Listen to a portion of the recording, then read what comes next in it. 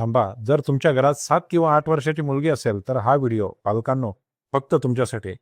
कारण कळत-नकळत आपण तिचं बालपण धोक्यात घालतोय. परवाचीच गोष्ट आहे. ओपीडीत एक आई-बाबा आपल्या 8 वर्षाच्या मुलीला घेऊन आले होते. मुलीच्या एका हातात अजून तिची आवडती गोड डॉल होती आणि दुसरीकडे आईच्या डोळ्यात पाणी. तक्रार काय? डॉक्टर, तिला एवढ्या लहान वयातच पाळी सुरू झाली. हे ऐकून तुमच्या काळजात घस्स झालं ना? पण एक बालरोग तज्ञ म्हणून सांगतो, आमच्यासाठी हे आता रोजचं झालंय. रोजचं. ज्या वयात मुलींनी दोरीच्या उड्या मारायच्या, त्या कोवळ्या वयात त्या चिमुरड्या सॅनिटरी पॅड सांभाळतायत. पोटाचे असह्य क्रॅम्प सहन करतायत. आई, मला हे काय होतंय ग?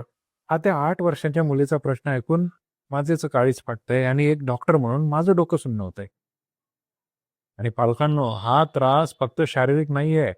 तिसरीत शिकणारी तुमची मुलगी जेव्हा शाळेच्या वॉशरूममध्ये एकटीच रडते, कारण तिच्या वर्गातल्या इतर कोणालाच हा त्रास होत नसतो, तेव्हा तिच्या कोवळ्या मनावर काय बितत असेल याचा विचार केलाय? ती न्यूनगंड आणि डिप्रेशनच्या खाईत ढकलली जाते. याला वैद्यकीय भाषेत प्रिकॉशियस प्युबर्टी म्हणजेच अकाली वयात येणं असं म्हणतात. अनेक पालक म्हणतात हे तर अनुवंशिक असेल, पण वैद्यकीय संशोधन सांगतं की अनुवंशिकतेपेक्षा आजची बिघडलेली जीवनशैली याला 90% कारणीभूत आहे. आपण आपली मुलं फक्त वाढवत नाही आहोत, आपल्या चुकीच्या सवयींमुळे त्यांचे हार्मोन्स वेळेआधीच उद्दीपित करतोय.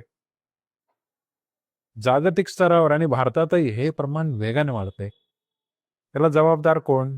आपले बदललेले अन्नपदार्थ, प्लास्टिकचा अतिवापर, मोबाईलचा अतिवापर आणि शारीरिक श्रमाचा अभाव.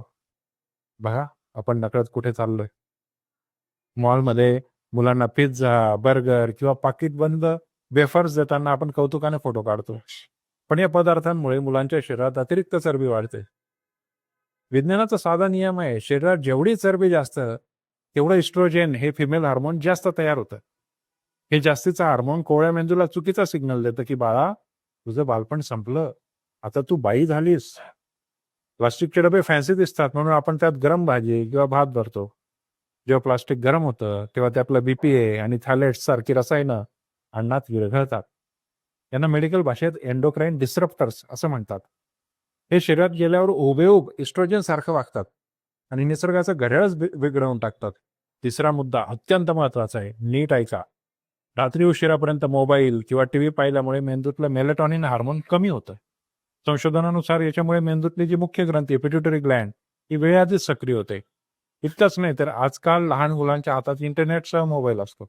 मोबाईलवर, इंटरनेटवर वयाच्या आधी ज्या गोष्टी पाहू नयेत त्या स्क्रीनवर पाहिल्यामुळे मुलांच्या मेंदूतल्या भावना उद्दीपित होतात. हे मानसिक आणि दृश्य उत्तेजन आहे, हे थेट त्यांच्या हार्मोन्सवर परिणाम करतं आणि यामुळे शरीरात अकाली शारीरिक बदल घडवून आणणारे हार्मोन्स वेगाने स्त्रवू लागतात. हा स्क्रीन टाइम मुलांचं बालपण वेळेआधीच संपवतोय. धोका फक्त मुलींनाच नाही, तुमच्या 7-8 वर्षाच्या मुलाची छाती जर लठ्ठपणामुळे असामान्य फुगत असेल त्याला आम्ही गायनेकोमॅस्टिया असं म्हणतो, किंवा लहान वयातच चेहऱ्यावर पिंपल्स आणि ओठांवर लव येत असेल तर ते याच हार्मोनल इम्बॅलन्सचं लक्षण आहे.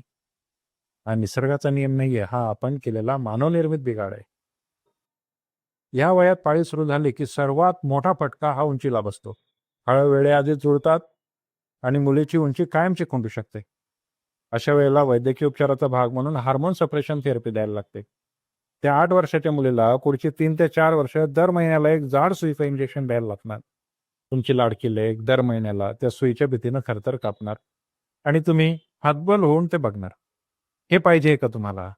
विचार करा पालकांनो, अजूनही वेळ गेलेली नाही. या 3 गोष्टी आजपासून बदला. किचनमधून प्लास्टिक हद्दपार करा. मुलांच्या जेवणासाठी फक्त स्टील, काच किंवा पितळाची भांडी वापरा. भाज्या कोमट पाण्यात मीठ आणि खाण्याचा सोडा टाकून 20 मिनिट भिजवा.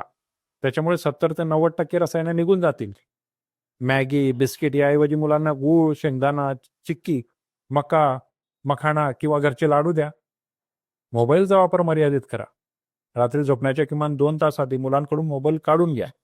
इंटरनेटवर मुलं काय पाहते त्याच्यावर पालकांचं कडक नियंत्रण असायला पाहिजे. त्यांच्या बेडरूममध्ये मोबाईल किंवा टीव्ही ठेवू नका. मैदानी खेळ सक्तीचे करा. मुलांना दिवसातून किमान 1 तास मैदानावर मातीत खेळू द्या. घाम गाळू द्या. व्यायामामुळे शरीरातली अतिरिक्त चरबी कमी होते आणि हार्मोन्सचे संतुलन नैसर्गिक राहते. लाड करणं म्हणजे मुलांना विष खाऊ घालणं नाही. हा निष्काळजीपणा आता थांबवा. लक्षात ठेवा, आज जर आपण त्यांच्या जिभेचे आणि स्क्रीनचे चोचले पुरवून चुकीची जीवनशैली दिली, तर उद्या त्यांना वेदनादायक उपचार सहन करायला लागतील. निवड आपली आहे. मी डॉक्टर सुजित भरत पाटील, बालरोग तज्ञ.